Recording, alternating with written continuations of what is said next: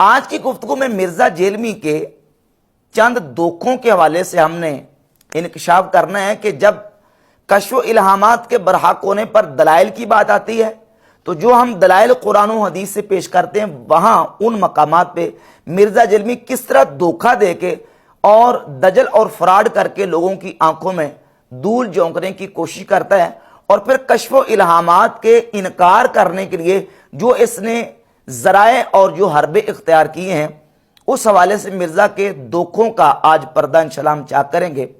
جب ہم کشف و الہامات کے برحق ہونے پر دلائل پیش کرتے ہیں قرآن پاک سے کہ دیکھیں اللہ رب العزت اپنے اولیاء کو اور اپنے محبوب بندوں کو کرامت کے طور پر کشف عطا فرماتا ہے اور الہام فرماتا ہے، اللہ رب العزت ان کے دلوں میں بات ڈال دیتا ہے اور فرشتے اللہ رب العزت کے بندوں سے کلام کرتے ہیں، اب انشاءاللہ احادیث بھی آئیں گی، اور پھر اللہ رب العزت کرامت کے طور پر اپنے محبوب بندوں کو یہ چیزیں عطا فرماتا ہے۔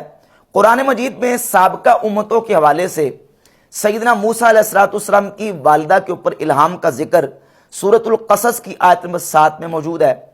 اسی طرح جناب عیسیٰ علیہ السلام کے حواریوں کی طرف الہام کا ذکر سورۃ المائدہ کی آیت نمبر 111 میں موجود ہے، اور سیدہ مریم رضی اللہ تعالی عنہ کے ساتھ فرشتوں کا کلام کرنا، ان کو آ کے خوشخبری دینا، مبارک دینا، سورہ آل عمران کی آیت نمبر 42 میں موجود ہے۔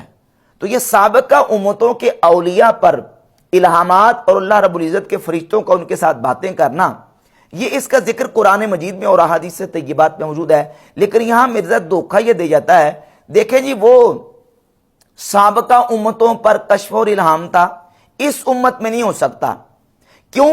اس لیے کہ اس امت میں چونکہ ختم نبوت ہو چکا ہے، لہذا کشف و الہام بین ہو چکا ہے۔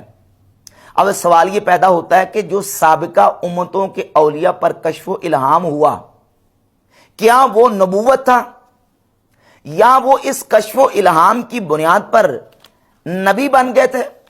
اگر وہ اس کشف و الہام کی بنیاد پر نبی نہیں بنے اور یہ کشف و الہام نبوت نہیں تھا، خود نبی پاک علیہ السلام نے صراحتاً اس بات کا ذکر فرمایا، صحیح بخاری کی 3689 نمبر 3689 نمبر حدیث میں ہے، لقد کان فی من کان قبلکم من بنی اسرائیل رجال یکلمون من غیر ان یکونوا انبیاء۔ نبی پاک علیہ السلام نے فرمایا تم سے پہلی جو امتیں تھیں ان میں ایسے افراد اور رجال تھے یکلمون، جن کے ساتھ کلام کیا جاتا تھا، من غیر ان یکونوا انبیاء، باوجود اس کے کہ وہ نبی نہیں تھے۔ وہ نبی نہیں تھے لیکن ان کے ساتھ فرشتے کلام کرتے تھے، اور وہ محدثون تھے، ملہمون تھے، صاحب الہام تھے۔ جب وہ نبی نہیں تھے، ان کو کشف و الہام ہو رہا ہے، تو پتہ چلا کہ محض کشف و الہام نبوت نہیں ہے۔ جب کشف و الہام محض نبوت نہیں ہے تو پھر یہ ختم نبوت کے اینٹی اور مخالف کیسے قرار پائے گا؟ ختم نبوت کا مطلب تو یہ ہے کہ نبی پاک صلی اللہ علیہ وآلہ وسلم کی ذات اقدس کی بعثت کے بعد نہ نبی کریم علیہ السلام کے زمانے میں نہ حضور علیہ السلام کے وصال اقدس کے بعد کوئی نبی پیدا ہو سکتا ہے۔ کوئی نبی پیدا نہیں ہو سکتا، نہ حضور کے زمانے میں نہ حضور علیہ السلام کے وصال اقدس کے بعد۔ اب کشف و الہام کو ختم نبوت کے اینٹی قرار دینا یہ بالکل ایک دھوکہ اور فراڈ ہے۔ ختم نبوت کے مخالف تو وہ چیز ہو جو ختم نبوت کی ضد ہو، یعنی نبوت ہو۔ ختم نبوت کا مطلب یہ کہ نبی پاک علیہ السلام کی ذات اقدس پر نبوت کا سلسلہ اللہ نے بند فرما دی۔ اب اگر کشف و الہام کو نبوت قرار دو تو تب ختم نبوت کے مخالف بنے گا، اگر کشف و الہام نبوت نہیں ہے تو یہ ختم نبوت کے منافی نہیں ہے۔ اور پھر اگر اس کو ختم نبوت کے منافی قرار دیتے ہو، اینٹی اور مخالف قرار دیتے ہو، تو کشف و الہام کو تو تمام مکاتب فکر مانتے ہیں، تو امت کے تمام مکاتب فکر کیا ختم نبوت کے ڈاکو ہیں؟ معاذ اللہ تعالی۔